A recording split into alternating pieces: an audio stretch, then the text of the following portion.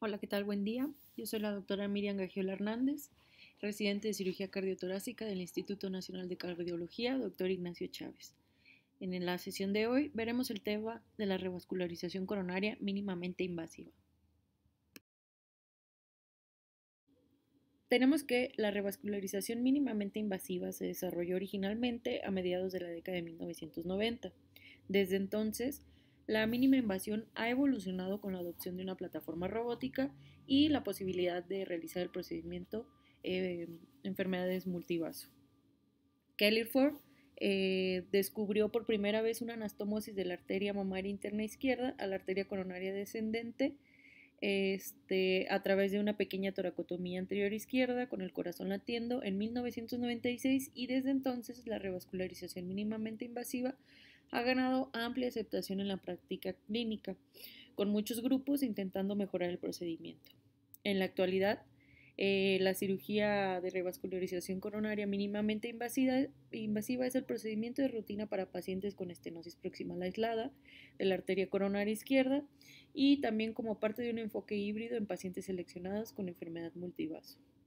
El uso de ambas arterias mamarias internas a través de un abordaje sin esternotomía fue descrito por Barkley en 2017, utilizando un abordaje totalmente robótico y recientemente por el Dr. David Walla a través de una incisión de mini toracotomía. En cuanto a las principales ventajas de este tipo de abordajes, tenemos que en general evitar la esternotomía y la derivación cardiopulmonar ha permitido una recuperación más rápida, ha dado como resultado menos sangrado y menos transfusiones y ha ayudado a prevenir infecciones de heridas. La técnica de conservación del esternón mejora la adopción de ambas arterias torácicas internas como conductos y esto anula el riesgo de infección profunda de la herida esternal, al tiempo que proporciona el beneficio del injerto de la derivación multiarterial. Se evaluó también la curva de aprendizaje y su efecto en la cirugía cardíaca mínimamente invasiva, donde se descubrió que la revascularización coronaria mínimamente invasiva se puede iniciar de forma segura sin mortalidad ni morbilidad adicional que se puede explicar por la curva de aprendizaje. La asistencia con bomba se puede utilizar sin riesgo adicional y representa una buena estrategia para evitar una curva de aprendizaje pronunciada y la posibilidad de conversión a esternotomía. Los efectos de la fase de aprendizaje no se observaron en relación con la seguridad general del procedimiento, sino más bien en términos de una mejor libertad de sangrado, de infecciones, conversión a esternotomía y de revascularización repetida. Los equipos cardíacos se enfrentan al desafío de incorporar estrategias mínimamente invasivas en el proceso de decisión, pero las pautas actuales no abordan este desafío por completo. Las pautas de la Sociedad Europea de Cardiología del 2018 sobre la revascularización miocárdica proporcionan algunos criterios para la toma de decisiones para procedimientos mínimamente invasivos e híbridos. La selección cuidadosa de los pacientes es de suma importancia para lograr una revascularización coronaria mínimamente invasiva satisfactoria. Se ha demostrado que la revascularización quirúrgica mínimamente invasiva es segura en la enfermedad de un solo vaso, así como en un grupo seleccionado de pacientes con enfermedades multivaso, donde se ha demostrado que tiene bajas tasas de complicaciones, buenos resultados a largo plazo y tasas de conversión aceptables. Estas guías nos indican que se puede realizar este tipo de procedimientos en pacientes con enfermedad aislada de la coronaria izquierda para colocar un injerto mamario, así como que se puede realizar también en pacientes con enfermedad multivaso únicamente en centros con una adecuada experiencia sobre estos procedimientos. Como contraindicaciones se ha considerado a la cirugía pulmonar previa extensa, al uso previo o lesión de ambas arterias mamarias internas, una obesidad severa, una cardiomegalia significativa, esto debido al espacio insuficiente entre las superficies cardíacas anteriores y la pared torácica posterior. También pacientes con deformidad de la pared torácica, tales como un pectus excavatum severo, una enfermedad coronaria distal difusa y con respecto a las características de la propia arteria coronaria, se concluyó que un diámetro de menor a 1.5 milímetros, una calcificación grave o una procesión intramural de la arteria coronaria son criterios de exclusión para realizar la revascularización por mínima invasión. En cuanto a la técnica anestésica, a los pacientes se les puede aplicar un bloqueo paravertebral torácico a nivel de T2 y T3, esto para disminuir el dolor postoperatorio debido a la amplia retracción costal que se realiza en estos abordajes. La intubación se realiza con un tubo endotraqueal de doble luz o con un tubo endotraqueal regular más un bloqueador bronquial izquierdo, esto para permitir la descompresión selectiva del pulmón izquierdo. La colocación del tubo endotraqueal o del bloqueador se verifica siempre mediante broncoscopía. La ecocardiografía transesofágica se utiliza de forma rutinaria. Esto nos ayudará a controlar la función cardíaca y también permitirá la colocación segura y óptima de cánulas arteriales y venosas femorales guiadas con su guía en caso de que se contemple la asistencia de la derivación cardiopulmonar. En cuanto al posicionamiento, los pacientes se colocan en decúbito lateral derecho, aproximadamente unos 15 a 30 grados, con el brazo derecho extendido. Esto en caso de que se vaya a realizar la procuración de la arteria radial. El brazo izquierdo del paciente se eleva por encima de la cabeza o se flexiona ligeramente a lo largo del costado del paciente, según la preferencia del cirujano. Se coloca al paciente en decúbito supino, con las piernas ligeramente en abducción, con acceso a la ingle izquierda y el muslo o pierna derecha para la canulación femoral y la extracción de la vena safena respectivamente. Posteriormente, se realiza una incisión de aproximadamente 5 centímetros en el quinto espacio intercostal en la porción anterior del tórax izquierdo, comenzando aproximadamente en la línea media clavicular y extendiéndose lateralmente. Se inserta un separador de costillas y se realiza una incisión en el pericardio de aproximadamente 1 o 2 centímetros anterior al nervio frénico izquierdo, extendiéndose cefálicamente hasta el nivel de la orejuela auricular izquierda y anterocaudalmente hasta la reflexión diafragmática. El separador se tira progresivamente hacia cefálicamente y hacia la izquierda con un retractor. Utilizando instrumentos largos y una hoja de electrocauterio larga, se baja toda la longitud de la arteria torácica interna izquierda desde el abordaje lateral bajo visión directa. Y se debe tener cuidado de identificar y evitar el nervio frénico. Posteriormente se administra heparina antes de la división de la arteria torácica interna y con objetivos de tiempos de coagulación activados según las preferencias de cada instituto. Si no, se va a utilizar la asistencia con la bomba. Se realiza una incisión de 8 milímetros en el séptimo espacio intercostal izquierdo para permitir la introducción del estabilizador tisular endoscópico, conocido como octopus, ya que esto permite la presentación de la aorta ascendente y posteriormente la estabilización de los vasos coronarios epicárdicos hacia la cavidad torácica. La disección de la arteria mamaria interna izquierda por este abordaje se realiza bajo visión directa, con instrumental largo, ya sea convencional o de toracoscopía, siendo muy recomendable la utilización de un bisturí armónico y un dispensador de clips toracoscópico.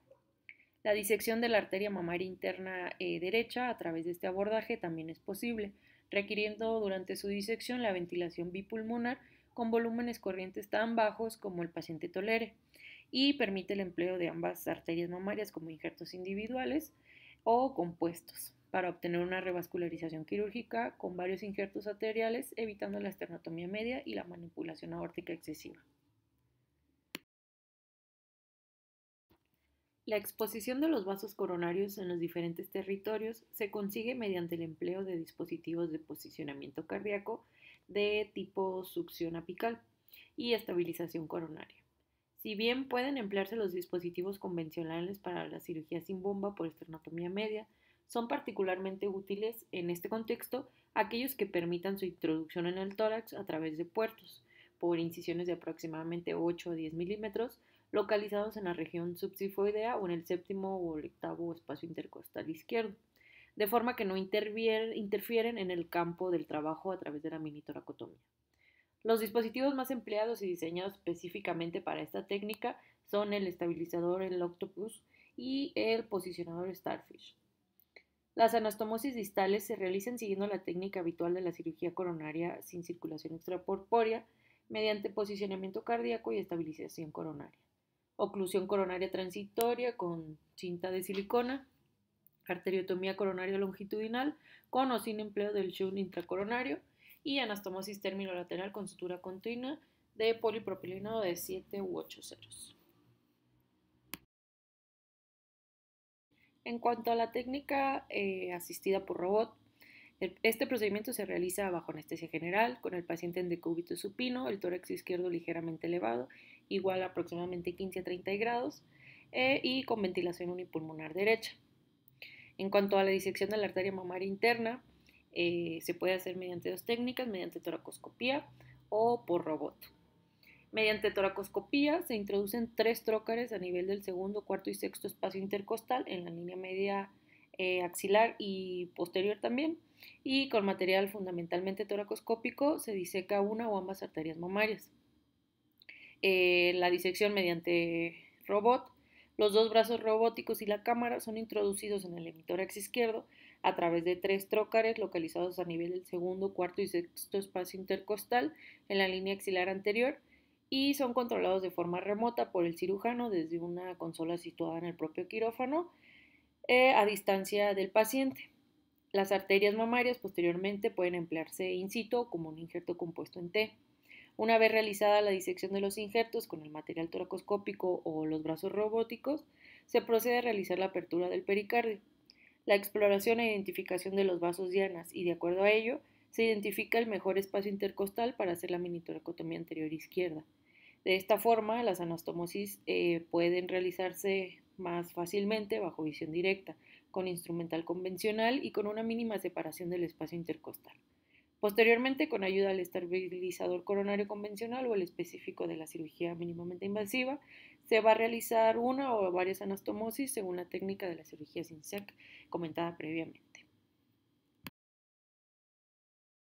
Las ventajas de esta técnica: tenemos que al utilizar la plataforma robótica se mejora la visualización de la arteria coronaria izquierda con un menor riesgo de lesión vascular y por lo general se puede extraer un injerto de la coronaria izquierda más largo. Durante el procedimiento de la revascularización mínimamente invasiva de forma tradicional, se utiliza un retractor especial que separa asimétricamente las 2 porciones de la toracotomía anterior y para exponer la arteria mamaria. Dicha tracción es responsable del dolor posoperatorio que experimentan la mayoría de los pacientes que se someten a este tipo de procedimientos. Al utilizar la plataforma robótica para lograr el desmontaje de la arteria mamaria anterior izquierda, la toracotomía anterior realizada para la técnica robótica es pequeña y la fuerza de retracción aplicada para exponer la arteria y lograr la anastomosis con una visión directa sigue siendo mínima, lo que disminuye el dolor posoperatorio del paciente. Con todo esto, podemos decir que se conocen actualmente 7 pilares de la revascularización coronaria por mínima invasión. El primero de ellos es la selección del paciente. Los pacientes deben ser considerados aptos para la revascularización miocárdica quirúrgica según la decisión del equipo cardíaco local. Esta debe realizarse en centros con experiencia mínimamente invasiva. Es imprescindible tener experiencia previa con revascularizaciones sin bomba. Los pacientes con un hábito corporal grande, aorta en porcelana, vasos femorales calcificados que anulen el posible soporte extracorpóreo, traumatismo torácico del lado izquierdo o radioterapia previa, no son candidatos adecuados, en particular al principio de la experiencia. En segundo punto, se necesita un equipo adecuado. La anestesia con experiencia en cirugía coronaria sin bomba y una comunicación eficaz entre el anestesiólogo y el cirujano son 2 atributos vitales para apoyar el flujo de la operación. Varias consideraciones anestésicas son piedras angulares de la operación, como la ventilación unipulmonar, ya sea con el uso de un tubo de doble luz o un tubo de luz única y el bloqueador bronquial. El manejo del volumen intravascular para reducir la expansión del ventrículo derecho y el apoyo hemodinámico atento durante el injerto de la arteria coronaria descendente, posterior o de la circunfleja. La ecocardiografía transesofágica es fundamental para ayudar a la canulación y evaluar el grado de anomalías del movimiento de la pared. Tercer punto es la adecuada posición del paciente. Si bien la vena safena se puede extraer simultáneamente con la extracción de la arteria torácica, la extracción de la arteria radial izquierda generalmente se realiza antes de la colocación final del paciente. Posteriormente se reposiciona al paciente en decúbito lateral semiderecho con el brazo izquierdo extendido, evitando cualquier tracción para prevenir lesiones del plexo braquial. El cuarto punto es la procuración de la arteria mamaria interna. Esto siempre con una ayuda de un retractor para elevar las costillas en dirección superior y hacia la izquierda, siempre evitando tracciones excesivas para disminuir el dolor postoperatorio. Un quinto punto, necesitamos una adecuada movilización aórtica, esto para evitar una movilización excesiva y así lesiones de la misma. El sexto punto es el posicionamiento para la estabilidad y exposición del corazón. Aquí la secuencia de realización de las anastomosis distales depende de la preferencia del cirujano, la isquemia relativa de cada territorio y la facilidad de acceso. Antes de levantar el corazón dentro del tórax cerrado, es conveniente llevar la presión arterial sistólica a un rango de 130 a 140 milímetros de mercurio. Para exponer los vasos en la superficie inferior, el corazón se suspende hacia el hombro izquierdo y para la superficie lateral hacia la cadera derecha, utilizando estabilizadores no esternotomizados. Las anastomosis distales se construyen según la práctica habitual sin bomba y se inician solo una vez que la exposición parece buena, lo que puede requerir varios intentos para lograrlo. La colocación del injerto debe ser meticulosa y debe ir seguida de una evaluación del flujo del injerto, la reversión de la heparina con protamina, la colocación de tubos torácicos y la insuflación pulmonar.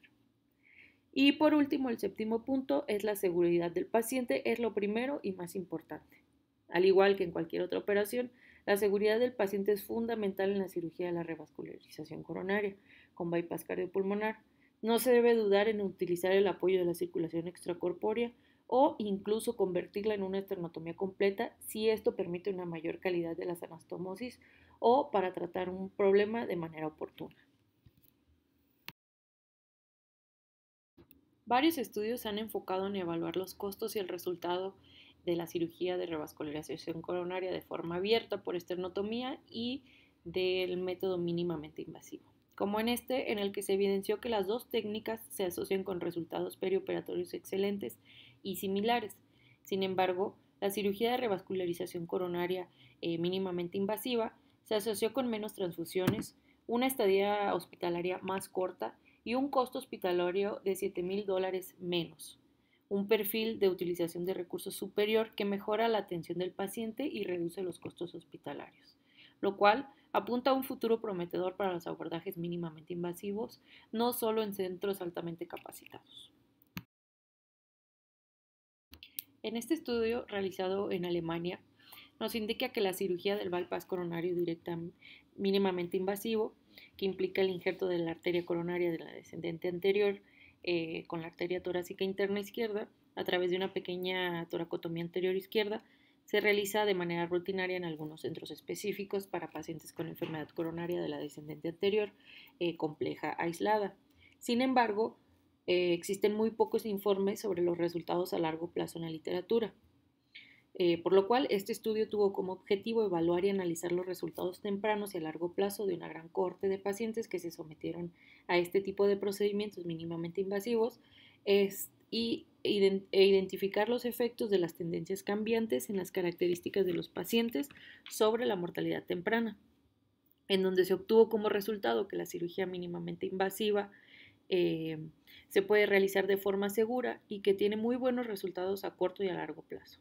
La mortalidad hospitalaria se mantuvo constante durante el periodo de 22 años que duró el estudio, a pesar del empeoramiento del perfil demográfico de los pacientes. Como conclusión, tenemos que en las 5 décadas transcurridas desde su introducción, la cirugía de revascularización coronaria ha estado sujeta a mejoras y cambios continuos.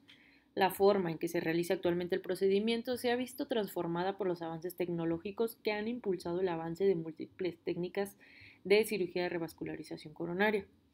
En la era actual, La cirugía de revascularización coronaria se ha vuelto menos invasiva y se ha hecho hincapié en enfoques más amigables para el paciente y resultados más duraderos a largo plazo. Muchas gracias por su atención.